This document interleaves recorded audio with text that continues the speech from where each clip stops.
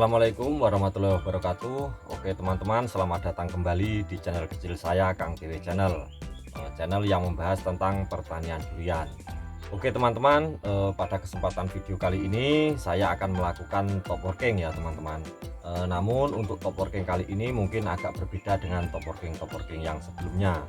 Apabila pada video-video saya sebelumnya saya melakukan top working pada pohon-pohon durian besar, namun pada video kali ini saya akan melakukan top working pada pohon durian kecil ya teman-teman, yang sebesar lengan orang dewasa seperti itu. Jadi untuk top working pohon durian kecil ini punya banyak kelebihan ya teman-teman daripada top working pohon durian besar seperti itu. Di antaranya top working pohon durian yang sebesar lengan orang dewasa ini prosesnya cukup mudah seperti itu. Terus kemudian tingkat keberhasilannya cukup tinggi seperti itu. Dan sebelum saya melakukan proses top workingnya, terlebih dahulu di sini saya akan menjawab pertanyaan dari beberapa sahabat saya ya, yang kemarin bertanya apakah top working pohon durian kecil harus dipotong terlebih dahulu, terus kemudian didiamkan selama 2 minggu, terus kemudian di top working sama seperti pohon durian besar seperti itu. Jadi sama saja ya teman-teman. Untuk tingkat keberhasilan yang tinggi itu baik itu pohon durian kecil atau pohon durian yang besar itu, apabila mau di top working harus dipotong terlebih dahulu sebelum dilakukan top working minimal 2 minggu, menunggu bekas pemotongannya itu kering, terus kemudian di top working.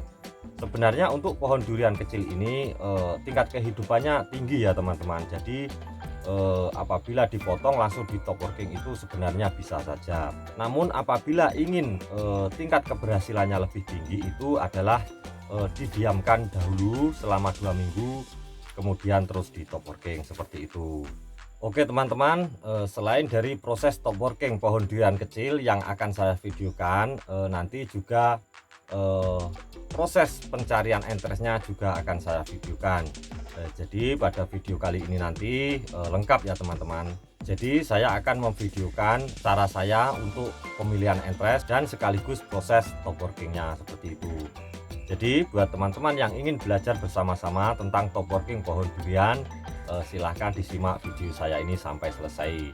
Oke teman-teman, tidak usah terlalu panjang lebar untuk penjelasannya, langsung saja kita menuju ke lokasi tempat pencarian entres, kemudian nanti dilanjutkan dengan proses top workingnya. Oke, sekarang kita menuju ke lokasi. Oke teman-teman, jadi ini adalah pohon durian pertama yang nanti akan saya ambil entresnya ya teman-teman. Jadi ini jenisnya durian oji atau duri hitam seperti itu. Oke, langsung saja kita cari entres yang baik untuk dilakukan top working pada pohon durian, karena tidak semua entres seperti ini bisa untuk dilakukan top working ya teman-teman. Jadi kita harus memilih entres itu yang agak tua, terus kemudian yang ada mata tunasnya seperti itu. Daripada penasaran, oke langsung saja kita lakukan proses pemilihan entresnya.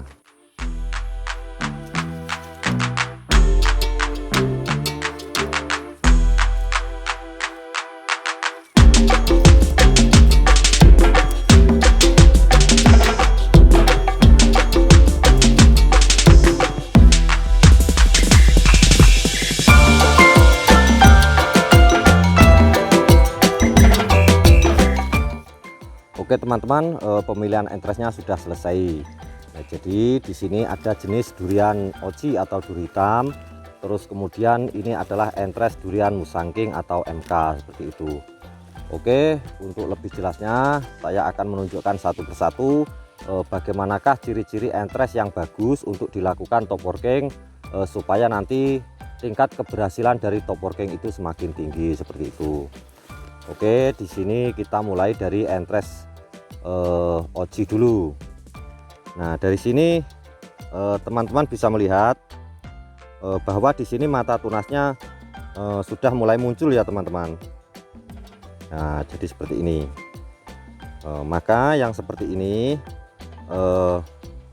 adalah entres yang bagus untuk dilakukan top working nantinya.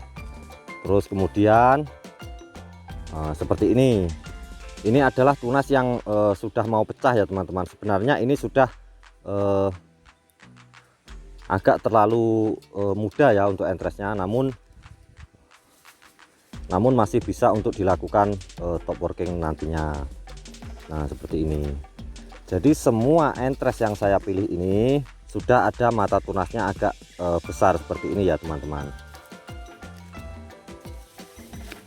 Nah ini, terus kemudian ini juga ada mata tunasnya. Jadi di sini hanya ada satu mata tunas yang besar ya teman-teman. Kalau yang seperti ini belum ada mata tunasnya.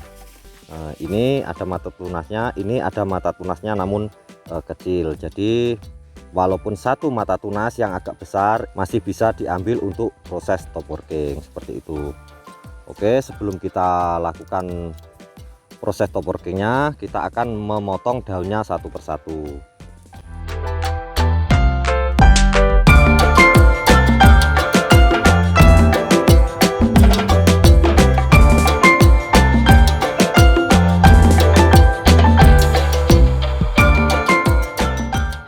Oke teman-teman, untuk pemotongan daunnya sudah selesai. Jadi seperti ini setelah dipotong daunnya. Oke, terus kemudian langsung saja kita lakukan top working pada pohon durian pertama ya.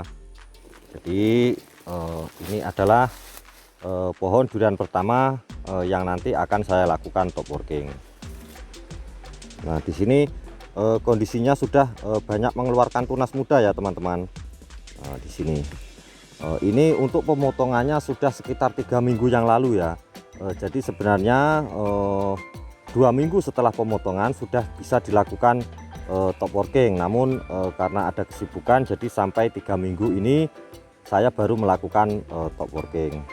Oke, langsung saja kita mulai proses top workingnya.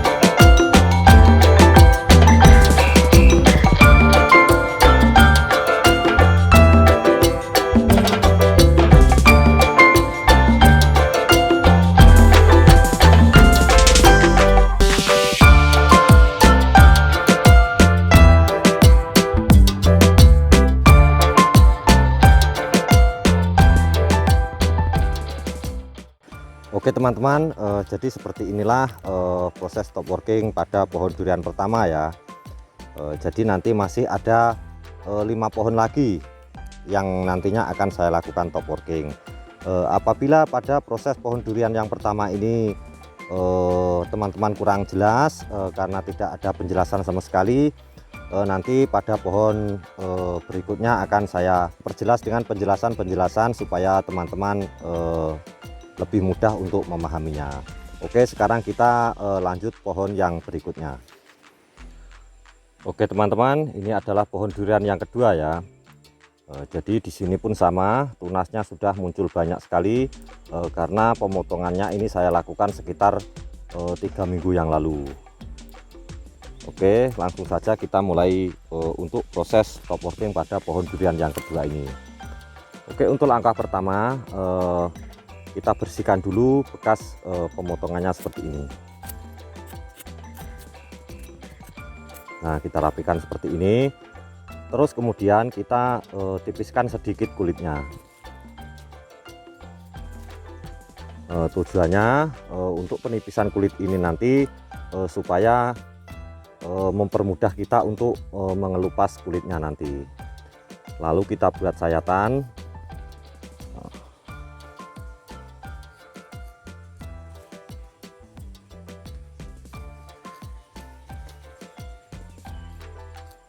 Nah seperti ini, terus kemudian kita buatkan parit seperti ini. Nah ini tujuannya nanti untuk tempat keluarnya air apabila air masuk ke dalam tempat penempelan entresnya.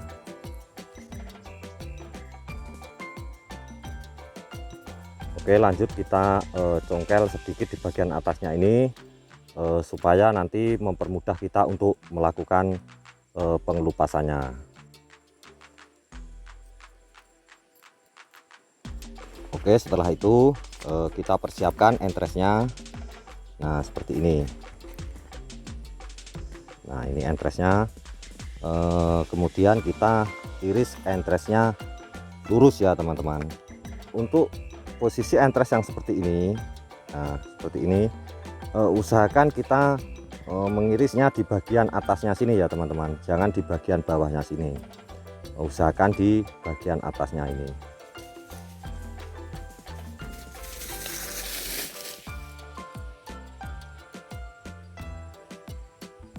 Kita iris memanjang seperti ini.